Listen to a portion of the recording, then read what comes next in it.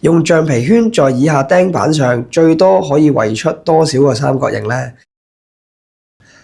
Hello， 我係嚟自 Math Concept 紅磡分校嘅 Mr. Jeffrey。咁今日咧就嚟同大家講解下 Math Conceptation 2025年答對率最低5條裡面其中一題，第34題。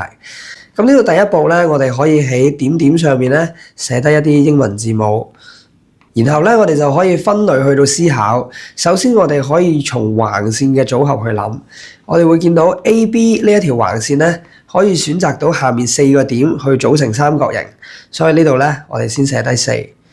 然後同樣嘅概念咧，可以應用落去 EF 同埋 CD 呢兩條橫線，咁我哋就會知道咧，原來呢度 EF 同埋 CD 咧一樣可以組成到4個三角形。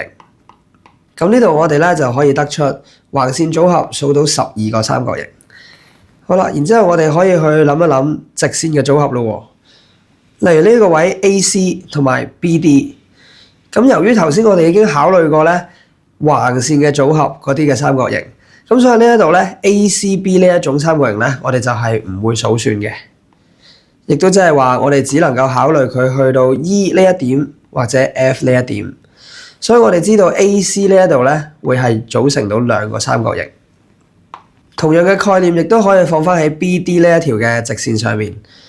咁佢都係只能夠去到 EF 呢度組成2個三角形。咁但係去到呢度咧都仲未數完嘅喎。原來我哋仲會數埋斜線呢一條 AD， 甚至乎 BC 呢度嘅組合。咁 AD 咧就可以去到 E 同埋 F 呢度組成2個三角形啦。同樣地 BC 呢一條亦都係可以去到 E 同埋 F 呢一度去組成三角形。所以呢度總共咧我哋會數到8個三角形，最後好簡單，12加翻8，咁就知道有20個三角形啦。如果想學更多比賽奧數題，歡迎 like、comment 同埋 subscribe 我哋嘅 YouTube channel 啦。我哋下條片再見，拜拜。